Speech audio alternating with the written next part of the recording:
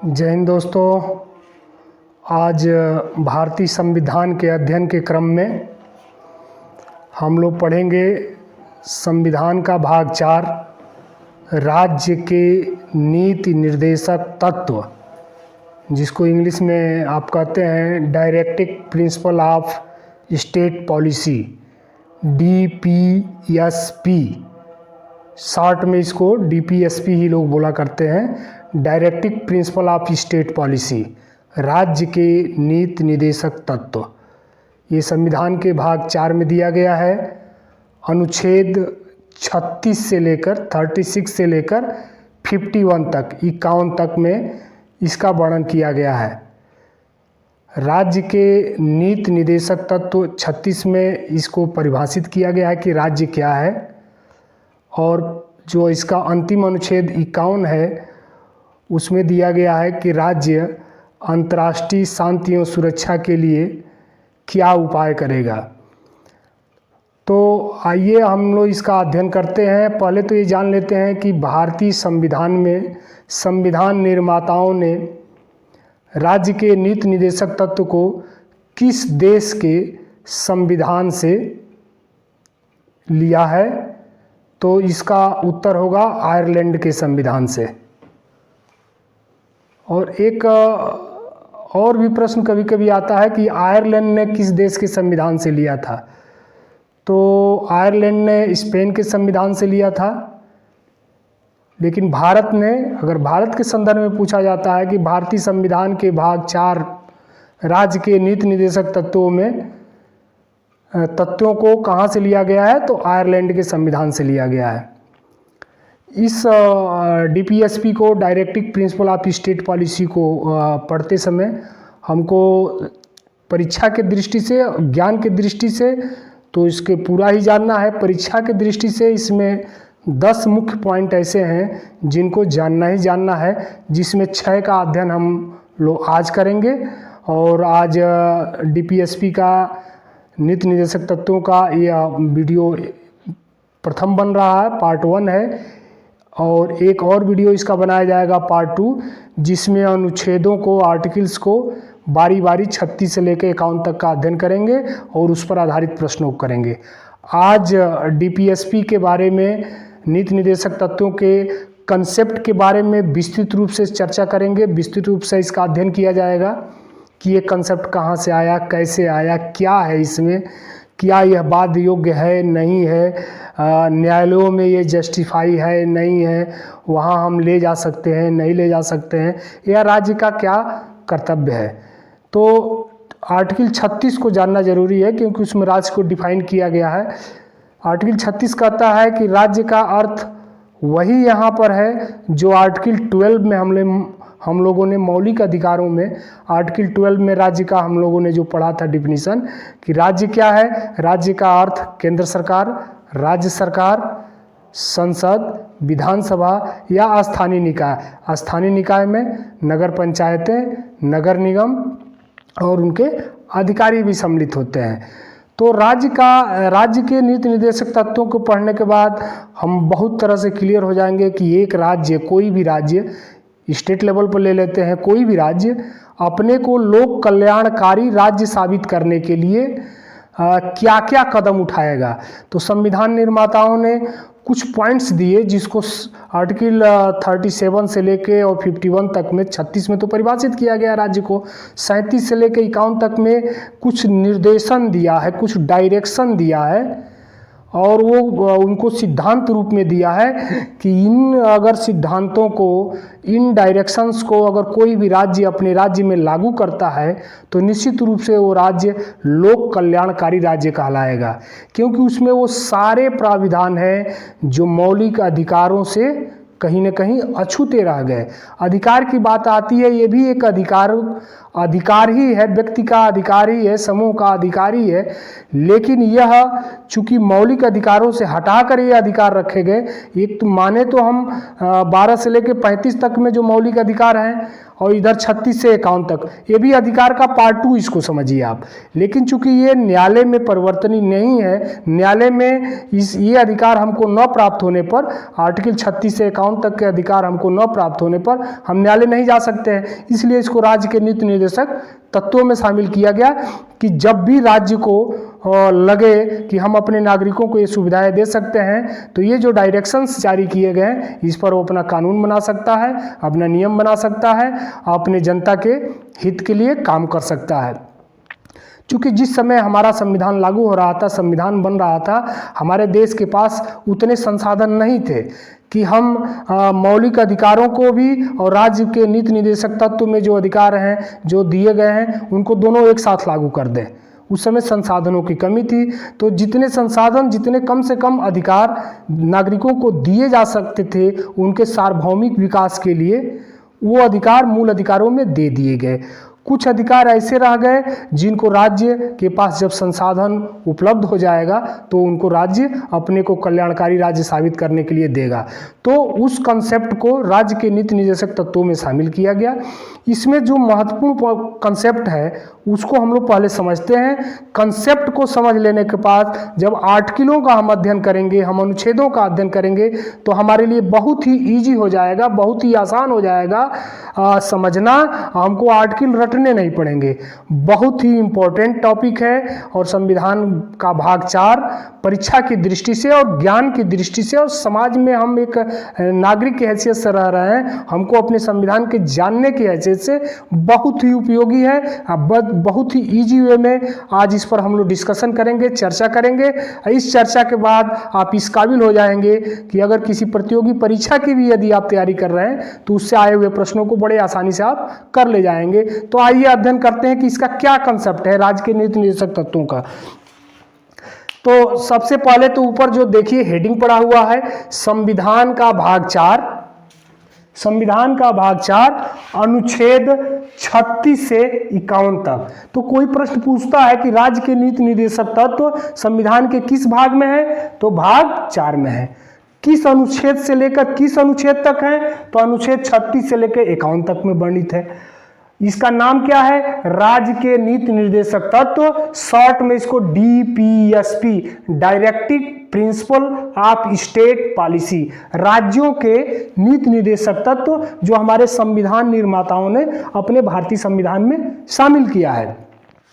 इसमें अगला प्रश्न बन सकता है किस देश के संविधान से लिया गया है, तो यह आयरलैंड के संविधान से लिया गया है। आयरलैंड ने किस देश के संविधान से लिया था, तो स्पेन के संविधान से लिया था। और इसमें 4 नाम जो महत्वपूर्ण आते हैं राज्य के नीति निर्देशक तत्वों के संबंध में, वो आता है BN राव सर का, जो संविधान सभा के संवैधानिक सलाहकार थे। आप जानते हैं भी प्रश्न आता है कि कौन सलाहकार कौन थे, तो BN राव साहब थे। KT शाह का नाम आता है, डॉक्टर अंबेडकर सर का नाम आता है और गांधी जी का नाम आता है। इनका नाम क्यों आता है, क्योंकि ये संवैधानिक सलाहकार थे, ये सलाह देते थे, इन्हीं की सलाह पर ये सारे काम हो रहे थे संविधान में।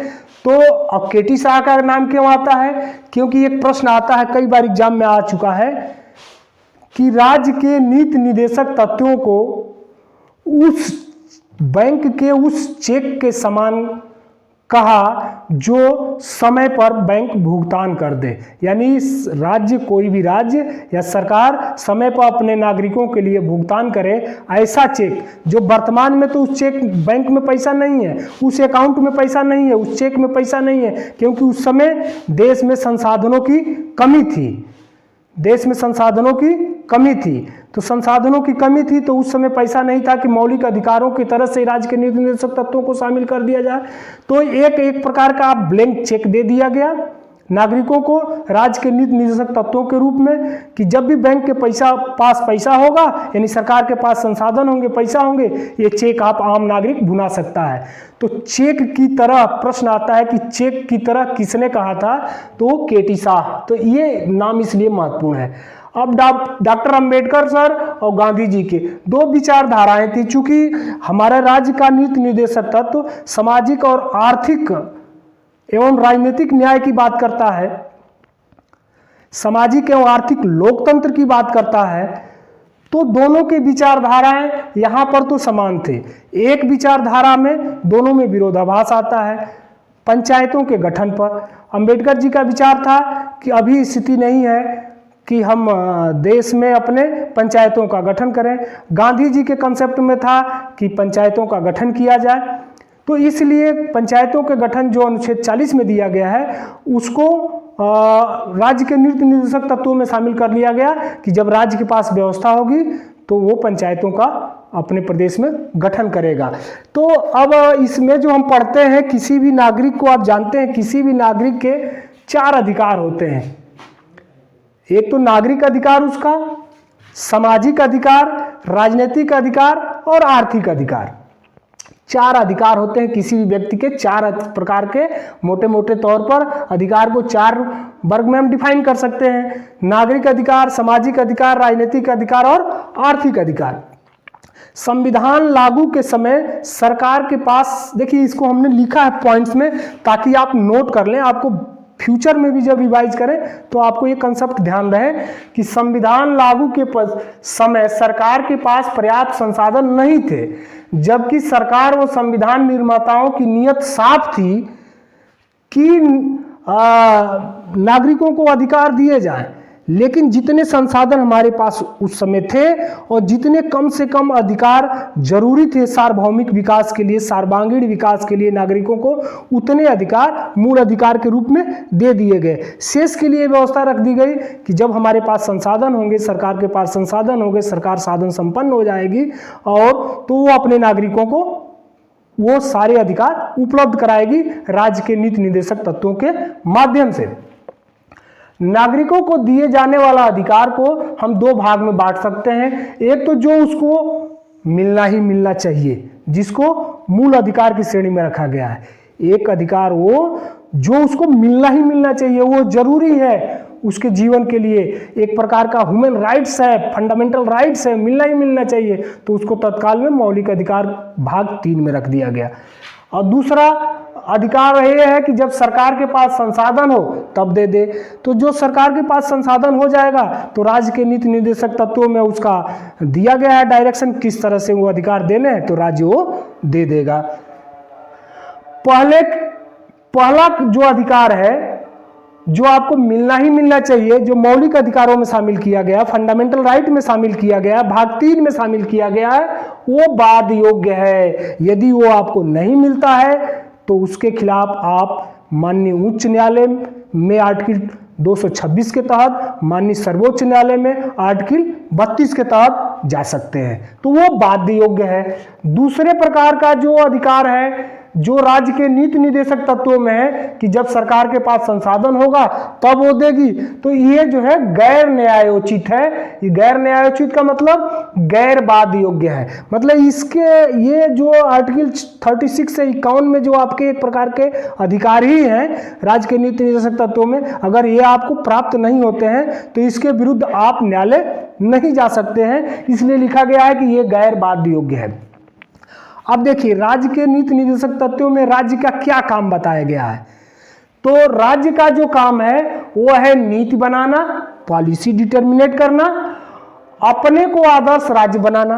अपने को आदर्श राज्य वो तभी बना पाएगी जो इसमें डीपीएसपी में जो डायरेक्शंस दिए गए हैं उसको अगर फॉलो करती है तो अपने को आदर्श राज्य बनाएगी। लोक कल्याणकारी राज्य बनाना, इसमें जो अधिकार दिए गए हैं सामूहिक रूप से वो अगर वो जारी करती है तो हमारे देश के नागरिकों का कल्याण होगा, उनको सुविधाएं मिलेंगी, उनका विकास होगा। तो वो राज्य जो ये सुविधाएं और विकास देगा वो लोक कल्याणकारी राज्य बन जाएगा। तो प्रश्न पूछता है लोक कल्याणकारी राज्य बनाना ये कंसेप्ट संविधान के किस भाग में है, तो ये कंसेप्ट संविधान के राज्य के नीति निर्देशक तत्व भाग 4 में ही है। अब आते हैं सामाजिक, आर्थिक और राजनीतिक न्याय की बात। सामाजिक, आर्थिक और राजनीतिक राज्य के नीति निर्देशक तत्व DPSP directive principle of state policy संविधान का भाग 4 किस तरह के न्याय की बात करता है, बहुत ध्यान देने योग्य बात है। 3 तरह के न्याय की बात करता है, सामाजिक, आर्थिक और राजनीतिक न्याय।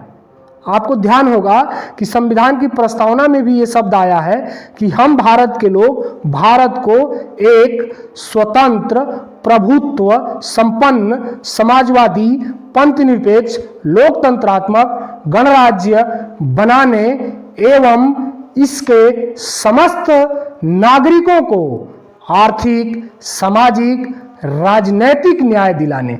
तो ये 3 प्रकार के न्याय की बात हमारा भारतीय संविधान का प्रस्तावना भी कहता है, जो हमारा आदर्श है, जो संविधान की आत्मा है, जो संविधान की कुंजी है, वो भी इस बात की चर्चा करता है कि कितने प्रकार के न्याय की, सामाजिक, आर्थिक, राजनीतिक। ध्यान देना है, कितने प्रकार के न्याय की बात करता है प्रस्तावना, सामाजिक, आर्थिक और राजनीतिक न्याय की बात करता है। और हमारा राज्य के नीति निर्देशक तत्व भी कितने प्रकार के न्याय की बात करता है, सामाजिक, आर्थिक और राजनीतिक। लेकिन जब प्रश्न ये आता है कि हमारा राज्य का नीति निर्देशक तत्व किस प्रकार के लोकतंत्र की बात करता है, तो यहाँ पर आपके इस डिफरेंस को, इस भिन्नता को आपको समझना पड़ेगा कि जब बात आएगी न्याय की तो 3 प्रकार की न्याय की बात करता है। कौन कौन से? सामाजिक, आर्थिक और राजनीतिक न्याय की बात करता है, 3 तरह की। जब आती है बात कि कितने तरह की लोकतंत्र की बात करता है, तो केवल 2 तरह के लोकतंत्र की बात करता है। कौन कौन से? सामाजिक और आर्थिक लोकतंत्र की बात। जब आएगा प्रश्न कि हमारा राज्य का नीति निर्देशक तत्व कितने प्रकार के लोकतंत्र की बात करता है, तो सामाजिक और आर्थिक लोकतंत्र। कितने तरह के लोकतंत्र की बात करता है? सामाजिक और आर्थिक लोकतंत्र। कितने तरह के लोकतंत्र की बात करता है? सामाजिक और आर्थिक। कितने तरह की न्याय की बात करता है? 3 तरह के। कौन कौन? सामाजिक, आर्थिक, राजनीतिक। सामाजिक, आर्थिक, राजनीतिक, ये तीनों न्याय की बात संविधान में और कहां पर लिखी गई है?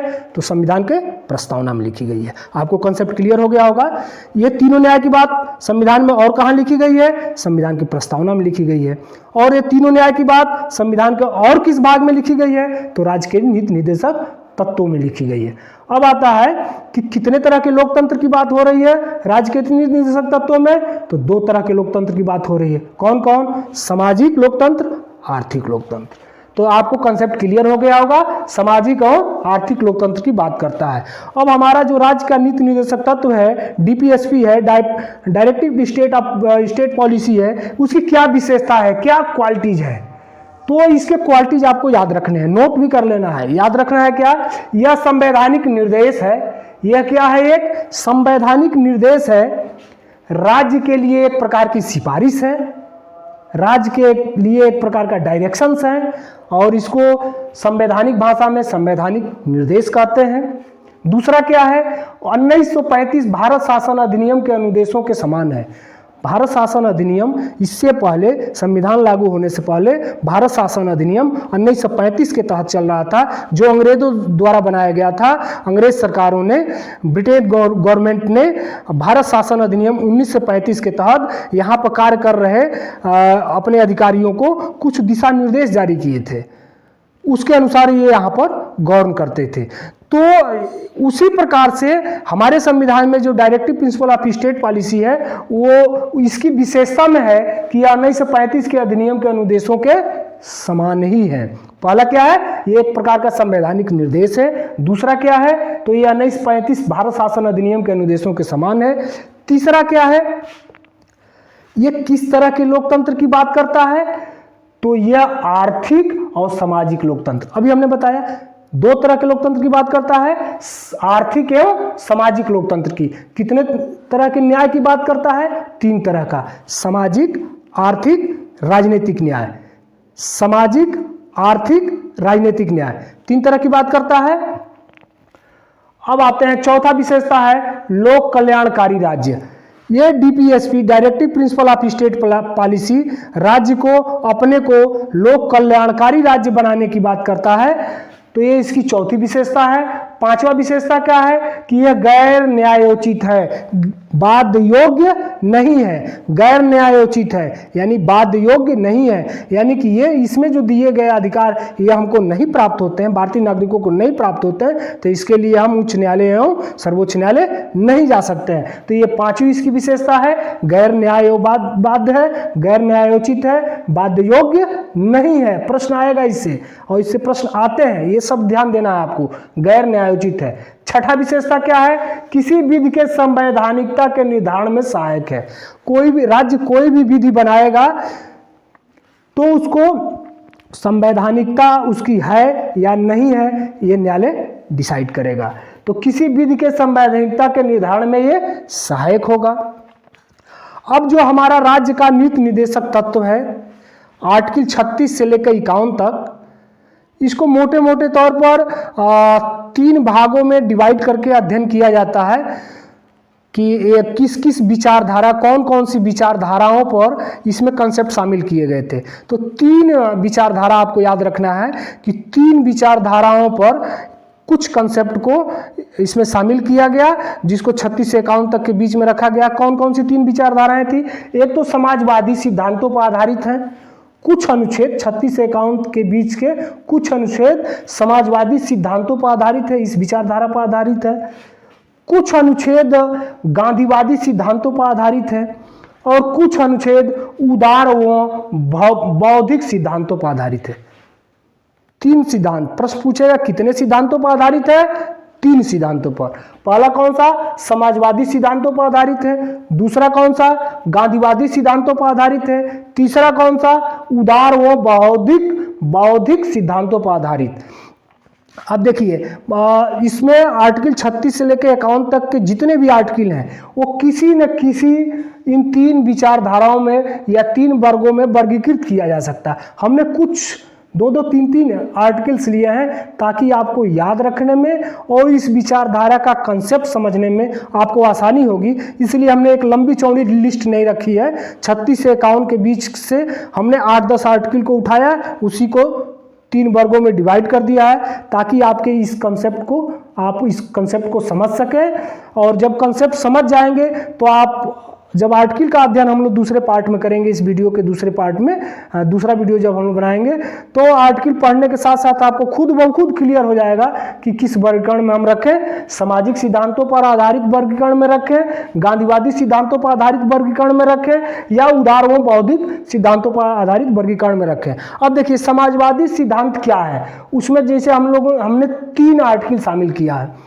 एक आर्टिकल है 38(2) कहता है असमानता को कम करने का प्रयास, यानी कि भारत की पूंजी का बहुत बड़ा हिस्सा बहुत कम लोगों के पास ही सीमित है। यानी भारत में अगर सपोज करिए कि 100 रुपया है तो 50 रुपया कुल 5 लोगों के ही पास है और 50 रुपये में 95 लोगों के पास है।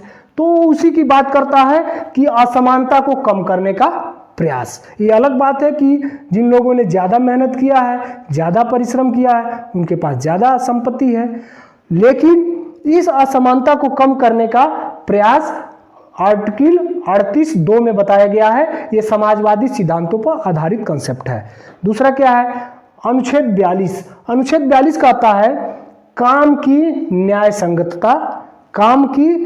संगतता और मानवोचित दशा प्रसूति सहायता। महिलाओं को प्रसूति सहायता की बात करता है।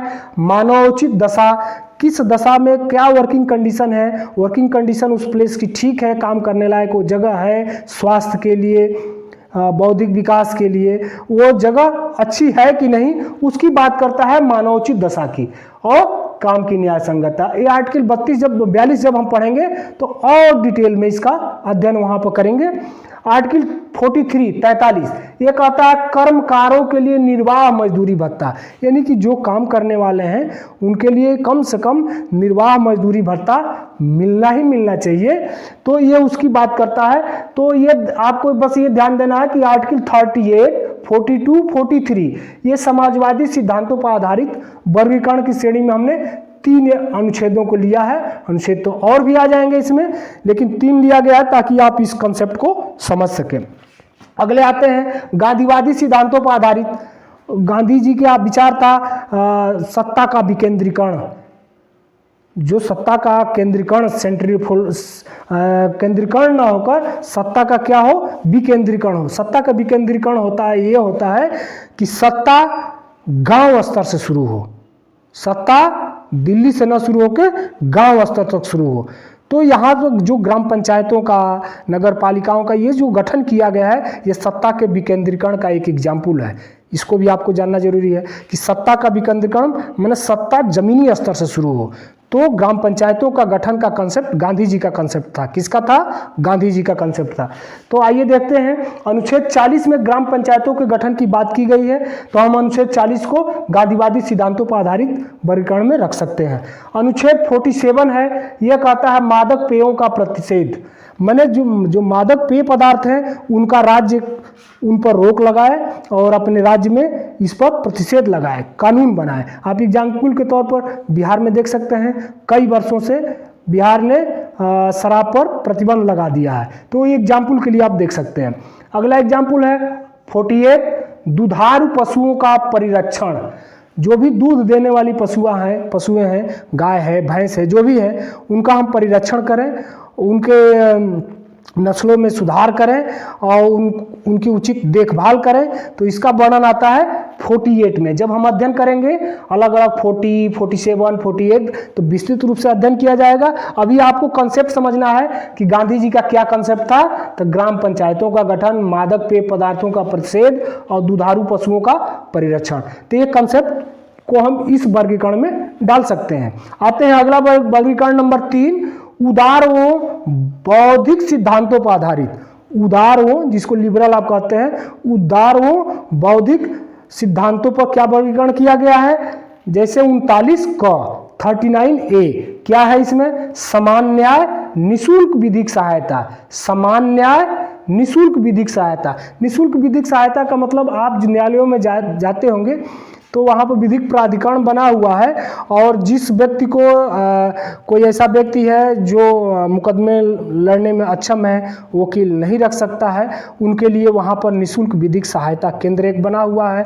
आपको वकील मुहैया कराए जाते हैं, आपको कानूनी सहायता उपलब्ध कराया जाता है, आपको कानूनी जानकारी दी जाती है। और पुलिस में भी, पुलिस स्टेशनों पर आप जाएंगे, पुलिस ऑफिसों में जाएंगे तो आपको निःशुल्क कानूनी सहायता, कानूनी मदद और कानूनी जानकारी दी जाती है। ये कंसेप्ट यही से है। कहाँ से है? 39 का से है, समान न्याय, निःशुल्क विधिक सहायता। 41 क्या कहता है? काम, शिक्षा, लोक सहायता पाने का अधिकार। काम, शिक्षा और लोक सहायता पाने का अधिकार, ये 41 कहता है। ये उदार व बौद्धिक सिद्धांतों पर आधारित वर्गीकरण की श्रेणी में है। क्या है? काम, शिक्षा और लोक सहायता पाने का अधिकार। आप देखे होंगे काम पाने का अधिकार के तहत आजकल मनरेगा शब्द आपने चर्चित नाम सुना होगा, 100 दिन की गारंटी रोजगार योजना। तो इस तरह से ये सरकारें उपलब्ध कराती हैं। अगला है 44, एक समान सिविल संहिता। अर्थात भारत में रहने वाले सभी व्यक्तियों के लिए एक समान सिविल कोड, एक समान सिविल संहिता लागू हो, कि एक कानून सभी के लिए लागू हो। हालांकि अभी ये लागू नहीं हो पाया है। तो इस तरह से 3 प्रकार से 3 वर्गीकरण को करके इसके 3 पार्ट किए गए हैं। पहला समाजवादी, दूसरा गांधीवादी, तीसरा उदारवादी। तो 36 से लेकर 51 तक के आर्टिकल इन्हीं तीनों में कहीं ना कहीं घूमते हैं। हमने एग्जाम्पल के तौर पर 2-2, 3-3 अनुच्छेदों को ले लिया है ताकि आपको कंसेप्ट समझने में आसानी होगी। अब आप उम्मीद है इसको नोट भी कर लिए होंगे, और नोट कर लें आप, और पॉज करके नोट कर लें, पास करके नोट कर लें इसको। और मैं इस पर उम्मीद है आप नोट कर लिए होंगे। और आज जो हम लोगों ने डिस्कशन किया, पढ़ा, उस पर आधारित कई परीक्षाओं में आए हुए प्रश्नों का हमने कुछ संकलन किया है। तो आइए जो हम लोगों ने अब तक पढ़ा, देखते हैं कि क्या क्या हम उसमें से समझ पाए। और बिल्कुल ये आसान प्रश्न है और जो अभी हम लोगों ने डिस्कशन किया सब उसी से रिलेटेड है। अब बिल्कुल आसानी से बता ले जाएंगे। पहला प्रश्न ये बन रहा है कि कल्याणकारी राज्य की संकल्पना का समावेश कहाँ पर है। भारतीय संविधान में लोक कल्याणकारी राज्य की जो संकल्पना है, कंसेप्ट है, ये कहाँ पर है। प्रस्तावना में है, एफआर का मतलब फंडामेंटल राइट, मौलिक अधिकारों वाले भाग में है, डीपीएसपी यानी directive principle of state policy जो हम लोग आज पढ़ रहे हैं, राज्य के नीति निर्देशक तत्व, इसमें है या अनुसूची में है। प्रश्न देखें, कल्याणकारी राज्य की संकल्पना का समावेश भारतीय संविधान में कहाँ है। प्रस्तावना में है, मौलिक अधिकारों में है, राज्य के नीति निर्देशक तत्वों में है या अनुसूची में है। बताओ, आप बताओ। डीपीएसपी में। कहाँ पर है? डीपीएसपी में है, यानी कि राज्य के नीति निर्देशक तत्वों में ही कल्याणकारी राज्य की संकल्पना। एक जगह और है, प्रस्तावना में भी है, प्रस्तावना में भी है लोक कल्याणकारी राज्य का कंसेप्ट। लेकिन चूंकि अगर यहाँ पर ऑप्शन दिया होता कि डीपीएसपी और प्रस्तावना दोनों में है तो हम उस पर ट्रिक मार देते। अब यहाँ पर चूंकि ऑप्शन प्रस्तावना अलग दिया है, मूल अधिकार अलग दिया है, डीपीएसपी अलग, अनुसूची अलग दिया है। और ये देखिए, बिहार पब्लिक सेवा कमीशन आयोग में ये परीक्षा, ये 1994 में प्रश्न आया हुआ था प्री में, बिहार पीसीएस में। तो इसका आंसर होगा डीपीएसपी में है। कल्याणकारी राज्य की संकल्पना कहाँ पर है? डीपीएसपी में, राज्य के नीति निर्देशक तत्वों में है। भारत के कल्याणकारी राज्य का विचार। अब देखिए, यही प्रश्न हमने यहाँ फिर इसलिए शामिल किया कि इस तरह से अगर ऑप्शन आपके सामने आता है तब आप क्या करेंगे। प्रश्न सेम है, कल्याणकारी राज्य की संकल्पना का समावेश कहाँ है, जो आज हम लोगों ने पढ़ा राज्य के नीति निर्देशक तत्व, directive principle of state policy में है।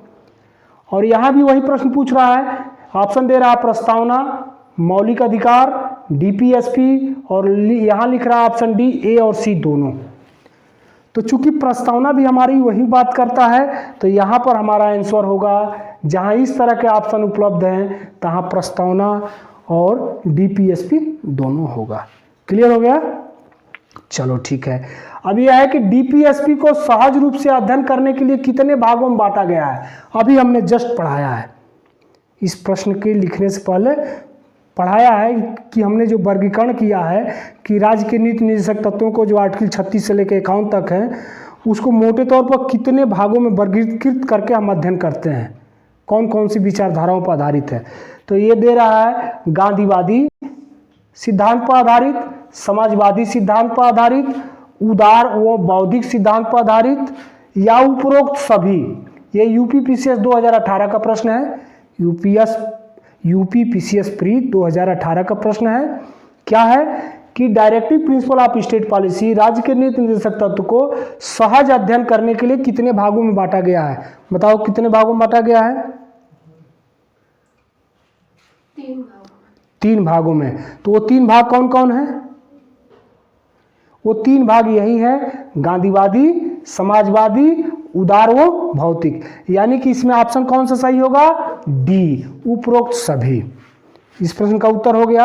अगले प्रश्न को देखते हैं। डीपीएसपी, राज्य के नीति निर्देशक तत्वों की प्रेरणा किस देश के संविधान से लिया गया है? किस देश के? हाँ, ऑप्शन डी, ऑप्शन बी। यानी कि डीपीएसपी की प्रेरणा किस देश के संविधान से लिया गया है? आयरलैंड के संविधान से लिया गया। कहां से लिया गया है? आयरलैंड के संविधान से लिया गया है। तो इसका उत्तर हो गया ऑप्शन बी, आयरलैंड। अब मौलिक अधिकारों को कहां से लिया गया है? अमेरिका के संविधान से लिया गया है। और राज्य के नीति निर्देशक तत्व कहां से लिए गए हैं? आयरलैंड से लिए गए हैं। आते हैं अगले प्रश्न पर।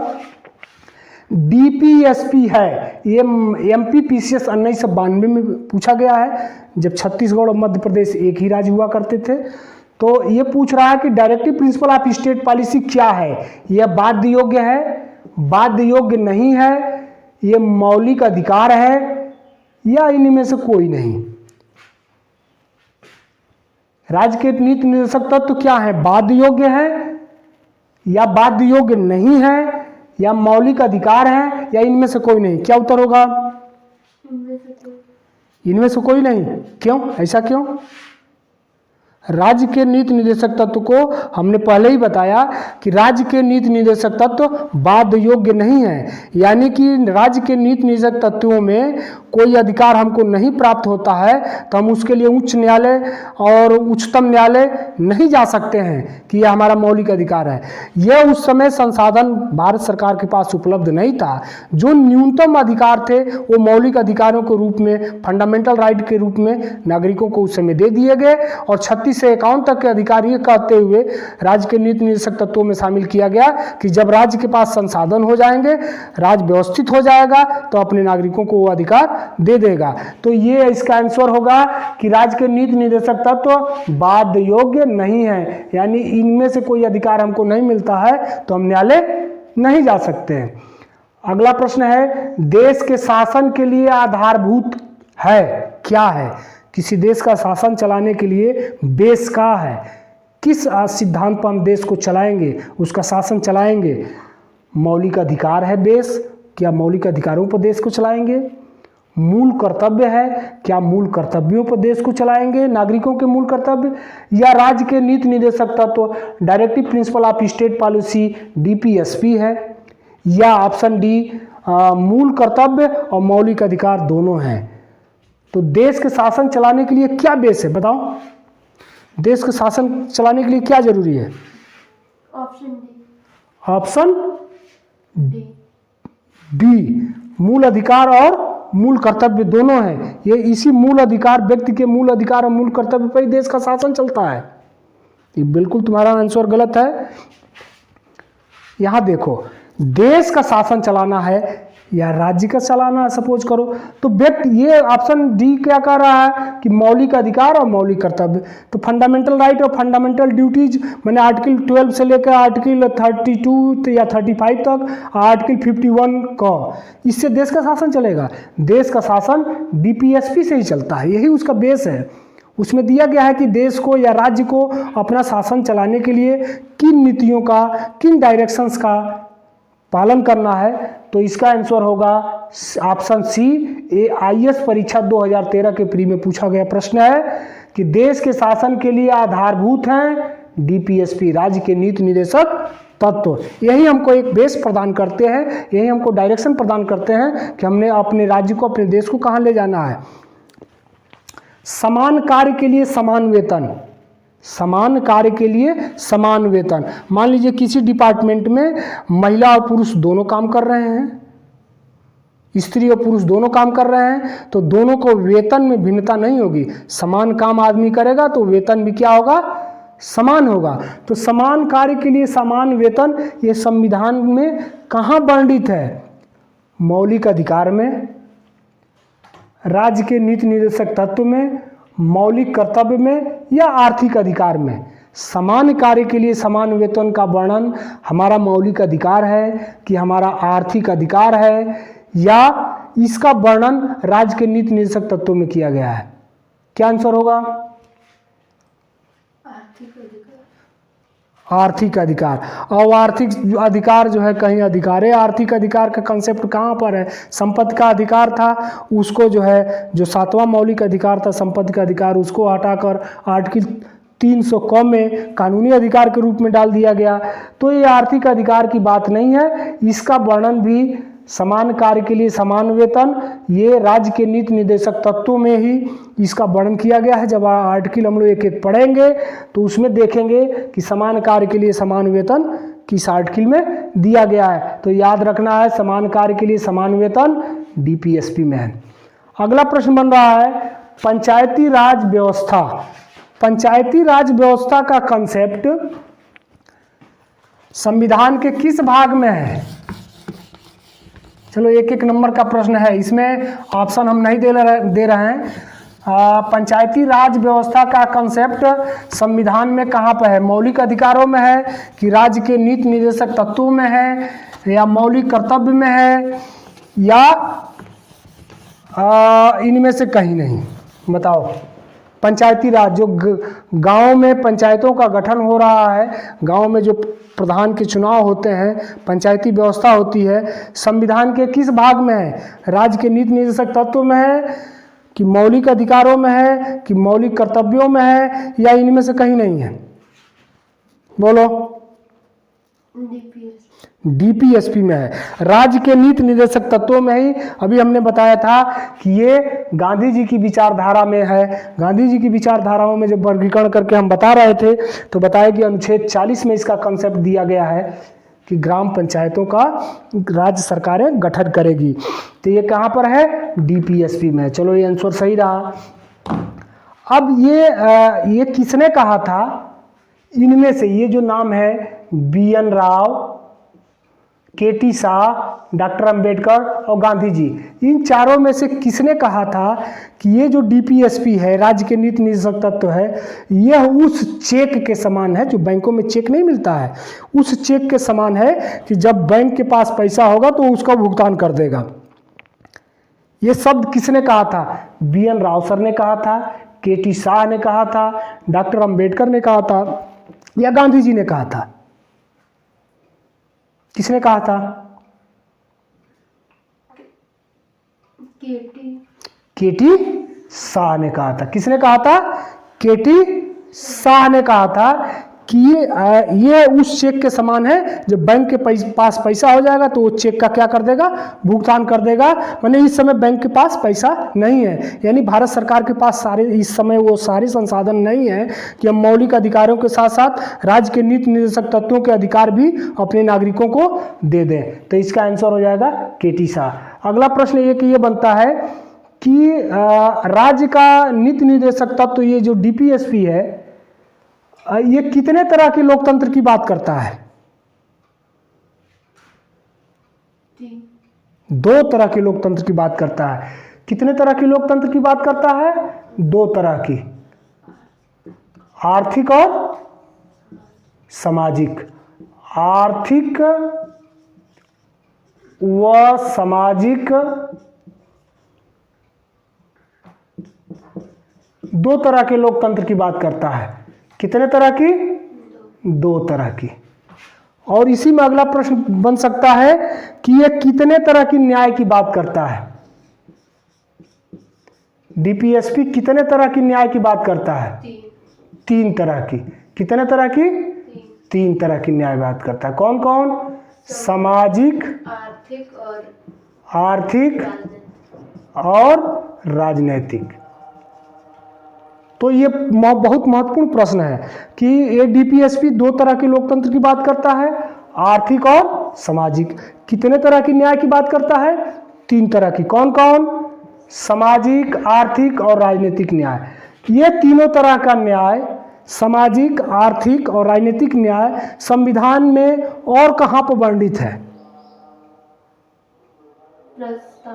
प्रस्तावना में। क्योंकि वहां पर भी ये बात आ रहा है कि हम भारत के लोग भारत को एक संपूर्ण प्रभुत्व संपन्न समाजवादी पंथ निरपेक्ष लोकतंत्रात्मक गणराज्य बनाने एवं इसके समस्त नागरिकों को आर्थिक, सामाजिक, राजनीतिक न्याय। तो वहां पर भी आर्थिक, सामाजिक, राजनीतिक न्याय की बात हो रही है। तो ये न्याय 3 तरह की बात करता है और 2 तरह के लोकतंत्र की बात करता है। तो ये प्रश्न हमारा क्लियर हो गया। और इसमें एक और चीज ध्यान देने वाला है कि मौलिक अधिकार व्यक्तिगत कल्याण की बात करता है। जो मौलिक अधिकार हमारा आर्टिकल 12 से 35 मौलिक अधिकार, नोट कर लीजिए इसको, जो मौलिक अधिकार है वो व्यक्तिगत कल्याण की बात करता है। कैसे कल्याण की बात करता है? व्यक्तिगत कल्याण की बात करता है। और जो हमारा ये डीपीएसपी है, directive principle of state policy है, राज्य का जो नीति निर्देशक तत्व है, यह किस तरह की कल्याण की बात करता है? सामूहिक कल्याण की बात करता है। किस तरह की कल्याण की बात करता है? सामूहिक कल्याण की बात करता है। ठीक है। अब आते हैं कि मौलिक अधिकार और राज्य के नीति निर्देशक तत्व में और क्या भिन्नता है। तो इसमें और ये भिन्नता है कि मौलिक अधिकारों को राज्य नहीं छीन सकता। मौलिक अधिकारों को राज्य नहीं छीन सकता है। इन दोनों में क्या डिफरेंस है? मौलिक अधिकारों को राज्य छीन नहीं सकता है।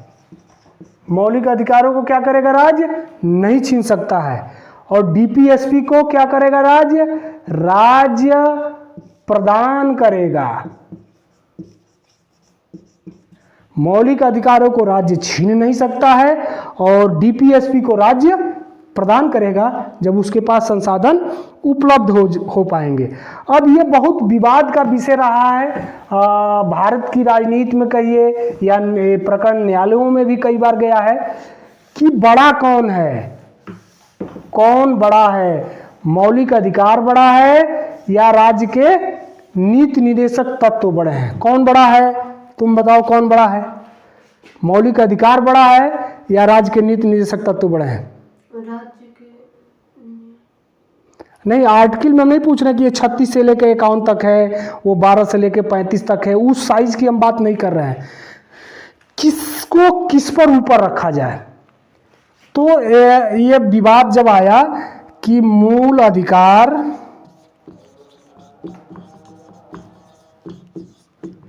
और राज्य के नीति निर्देशक तत्व, फंडामेंटल राइट बड़ा है कि डीपीएसपी बड़ा है, किसको किस पर श्रेष्ठ माना जाए?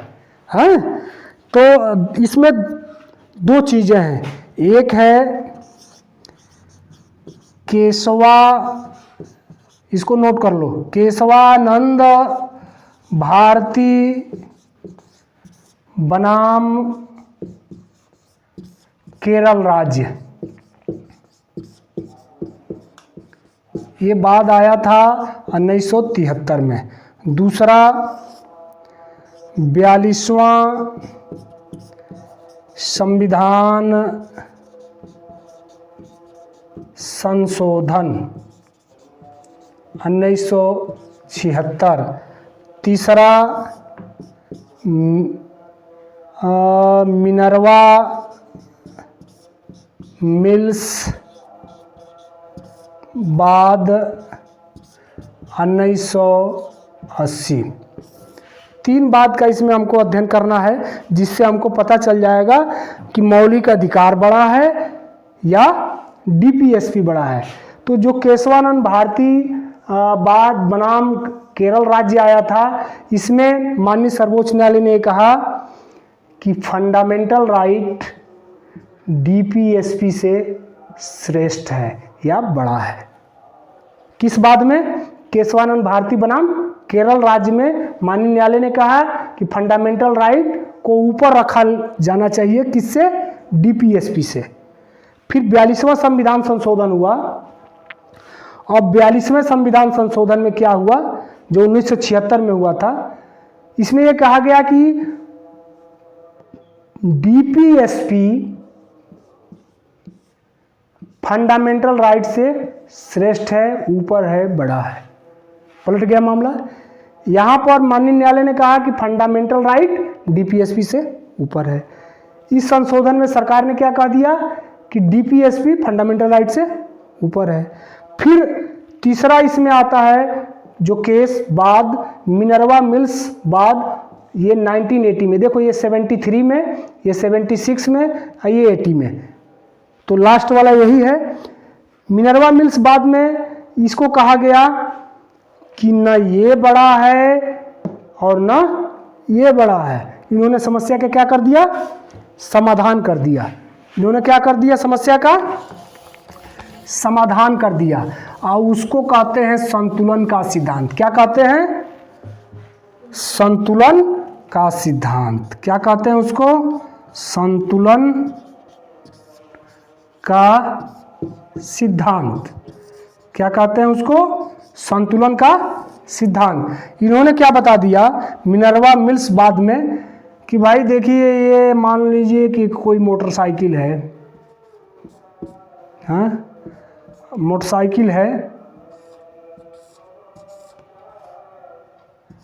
ठीक है, अब हमसे नहीं बन पा रहा है, ये मान लो कि मोटरसाइकिल है, हाँ, मोटरसाइकिल है, इसमें से एक पहिया निकाल दिया जाए।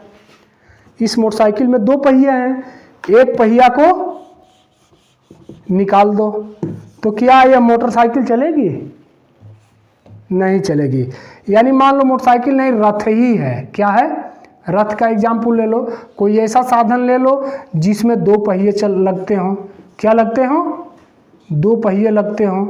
कोई ऐसा साधन लो जिसमें 2 पहिया लग रहा हो और उसमें से एक पहिया जो है निकल जाए या टूट जाए, तो क्या ये रथ या गाड़ी चलेगी? नहीं चलेगी। तो माननीय न्यायालय ने मिनर्वा मिल्स बाद में 1980 में बता दिया कि भाई देखिए, एक ही सिक्के के 2 पहलू हैं और एक ही 2 पहिए हैं किसी भी साधन के, जिसमें एक पहिया अगर निकल जाता है तो फिर साधन का कोई महत्व नहीं है, यानी देश के शासन का, देश के नागरिकों का कोई मतलब नहीं रह जाएगा। तो उन्होंने संतुलन का सिद्धांत दिया और बता दिया कि भाई दोनों एक दूसरे के क्या हैं? पूरक हैं। तो हम लोगों ने इसका अध्ययन कर लिया और वीडियो लंबा हो जाएगा और इसके अनुच्छेदों का अध्ययन हम लोग अगले वीडियो में करेंगे, जिसमें 36 से लेकर 51 तक के सारे आर्टिकलों का एक एक करके अध्ययन करेंगे। अब तक क्या संशोधन हुए हैं और उन आर्टिकल्स पर बेस्ड और भी क्वेश्चन कलेक्ट करेंगे जो विभिन्न परीक्षाओं में विगत वर्षों में पूछे गए हैं।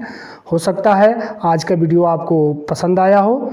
तो इसी के साथ हम अपनी आज की बात समाप्त करते हैं। इसको नोट जरूर कर लीजिएगा, रिवीजन करते रहिएगा और अपनी बात हम समाप्त करते हैं। सभी को जय हिंद, थैंक यू।